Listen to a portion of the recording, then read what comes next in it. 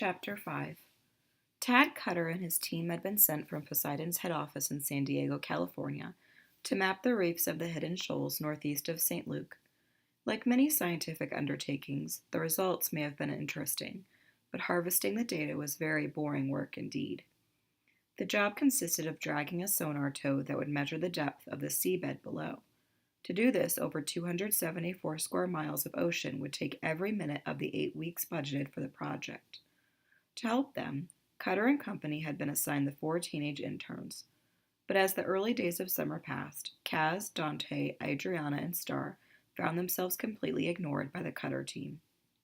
Day after day, the 4 would awaken in their cabins in the Poseidon compound to find that Captain Bill Hamilton and his Ponce de Leon, the boat assigned to Cutter, were already out there mapping and had left them behind.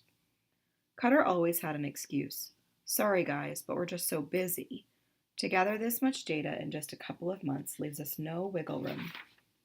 If you're not on a boat at 5 a.m., we've got to take off without you. The next day, they were there at 5 only to find that the Ponce de Leon had slipped its moorings at 4:30. The day after that, they arrived at 4.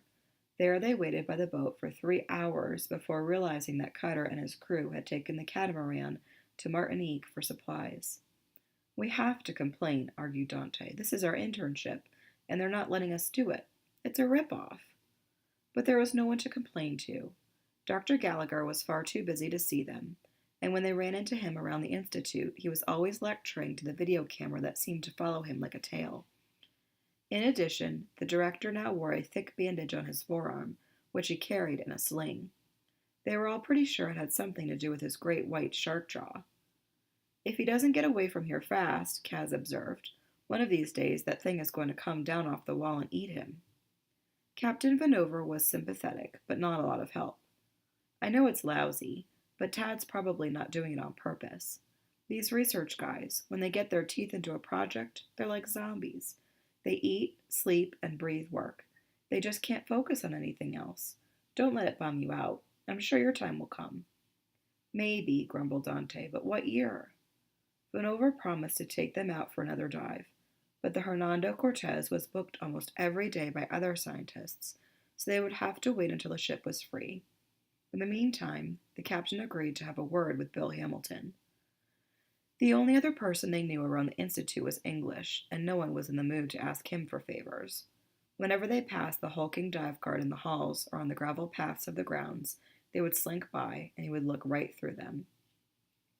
You should talk to him, Dante urged Star. He likes you. He doesn't like anybody, she growled. He just hates me the least. Besides, he doesn't have any clout around this place. Poseidon was only a part-time job for English, whose main employment was as a hard hat diver for the oil rigs off the west coast of the island. There, his skill and toughness were legendary. He would work at incredible depths of 1,000 feet or more, welding underwater pipe and repairing drills and equipment that weighed hundreds of tons. The more they learned about Manasque Girard, the more cowed they became. Their situation did not make for a happy group. Staff members who took pity on them gave them odd jobs to do around the Institute, but photocopying, pencil sharpening, and stirring iced tea were not what they had traveled to the Caribbean for. The others were jealous of Dante, who at least had some meaningful work to do. He got permission to spend a couple of hours in the Poseidon darkroom, developing his underwater photographs. The pictures, though, were a big disappointment. They were excellent wildlife studies, beautifully framed and composed, but the color processing had been so overdone that the pale turquoise Caribbean appeared a deep purple. This is the reef? Star said dubiously, examining the prints. It looks like outer space. It needs to be lighter, Dante agreed. It needs to be blue, Star amended. A coral reef is the most beautiful scenery on Earth. Not that you can tell from that shot. You don't have to be a genius to make it look good, just so long as the water isn't purple. I specialize in black and white, Dante admitted sheepishly. I'm just getting the hang of working with color in the lab. They were all unhappy, but Adriana was downright miserable. After 3 summers with her uncle at one of the top museums in the world, this felt a lot like exile. It was exile, she reminded herself, thinking bitterly of Peyton with Uncle Alfie in Syria. And for what? To run errands for a bunch of oceanography nerds? With the British Museum, she had dug on Roman ruins, translated hieroglyphics, and helped to present a paper at Buckingham Palace. This place was a joke by comparison, and a bad joke at that. Eventually, though, the gopher jobs would run out, and the four would end up in the tiny village of Cote St. Luc, looking to keep busy. It wasn't easy. Since St. Luc had no tourism, there was virtually nothing in the town itself. There was a small church with a bell tower, a butcher shop with emaciated chickens hanging upside down in the front, and a dark store with fly-specked windows that sold such strange and random items that Dante had taken to calling it Voodoo R.S. There were two restaurants, a bar and a grill, that was much more bar than grill, and a European-style cafe that could have been on any street in Paris. They preferred the bar and grill because the conch burgers were cheap, and Dante liked to sit at the outdoor tables, snapping pictures of the locals with his underwater Nikonis. When there was no passer-by, he photographed his three dive mates. Kaz, who was a camera shy, commented, "One more click of that thing and it's your nose ring." "Take me," put in Star. "I've always wanted to be purple." Dante put down the camera with an exaggerated crash. The boredom and frustration were beginning to set them at one another's throats. "We've been here a week," said Star, turning her attention to Adriana, "and you have never worn the same pair of shoes twice. How many shoes did you bring? How many shoes do you own?" "Enough to wedge one where the sun doesn't shine," Adriana snapped back readily. "Nice shot," chuckled Kaz, his mouth full of fries. "Mind your own business, rink rat," Star warned. "What do hockey players know, besides how to put each other in the hospital?" She wasn't sure how, but it was clear that she struck a nerve with that comment because of the deathly quiet of Kaz's reply. "Don't you ever, ever say that again." Tempers flared like that regularly, but nothing came to punches. Nobody stormed off down Rue de la Chapelle. All four knew that there was nowhere to go. "We're stuck here," Adriana reflected. "Out in the back of the beyond. We're in this together." And suddenly, she was looking straight at it. Across the narrow alley was a tiny, neat cottage. The windows were open for ventilation, and in the largest one hung some kind of large wooden sculpture. She couldn't make out exactly what it was, but she had worked at the museum long enough to recognize its age. Time had dulled the sharpness of the carving, the paint was present only in small faded chips, and the wood was weathered and bleached. She had seen pieces like this before, ornate newel posts from mansions and cathedrals that dated back hundreds of years. She jumped up, almost knocking over her chair. "Guys, you've got to see this." They followed her across the dirt lane to the little house. "It's an eagle," she explained, now that she could see the piece close up. "What?" asked Star. "That lump hanging in the fishnet? I thought it was a big piece of driftwood." "See? Here's the beak and the wings, and the talons are carved in relief against the body." Adriana went on excitedly. "I make it at least 300 years old, maybe more." "It's busted," commented Kaz, indicating the jagged break along the eagle's body. "It looks like a giant snapped it off the top of a totem pole."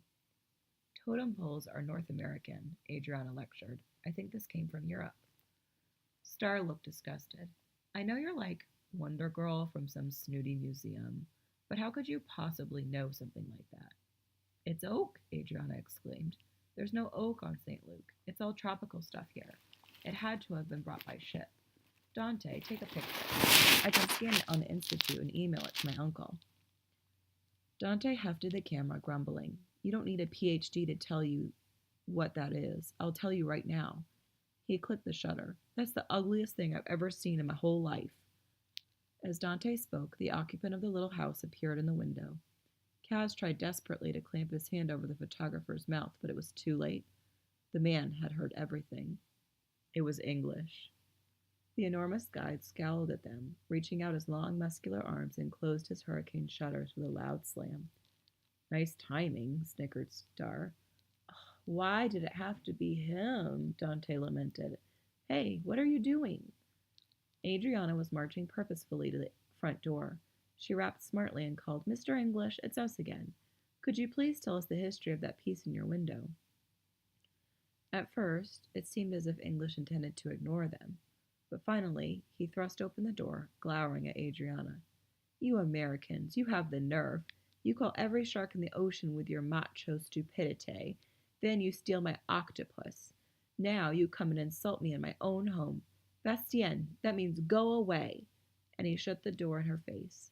I'm from Canada, called Kaz, but he kept his voice low. Adriana reached out to knock again, but Star grabbed for her wrist. Forget it. Who cares what he hangs in his window? So long as it isn't us, added Dante feelingly. But that night, over dinner at the Poseidon commissary, Adriana asked Captain Vanover about the diver's strange window decoration.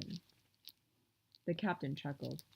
No wonder you couldn't get an answer. I think he's embarrassed about that thing. How come? Asked Star. It's an old family legend, Vanover explained. Probably a load of hooey. He'll tell you when he's good and ready. Or he won't. He definitely won't, predicted Dante. Not after I called it ugly. Adriana shook her head in amazement. That piece must be hundreds of years old, and he just hangs it in an open window. I hope he has insurance. The captain brayed a laugh. That's a good one, stealing from English. He noticed Tad Cutter walking to a nearby table. Hey, Tad, over here. The blond, blue-eyed man set his tray down on an empty place. Hey, Braden, guys. Your sonar's been in the water for almost a week now, the captain said amiably. Why don't you have the kids give it a scrub when they're diving with you tomorrow? If Cutter was caught off guard, he didn't show it. Yeah, it must be pretty crusty with salt by now.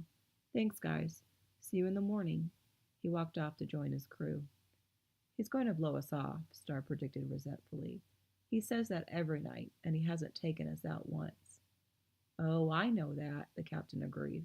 But if you're going to teach a horse tricks, it helps to be smarter than the horse. Wait till midnight and then go sleep on the boat.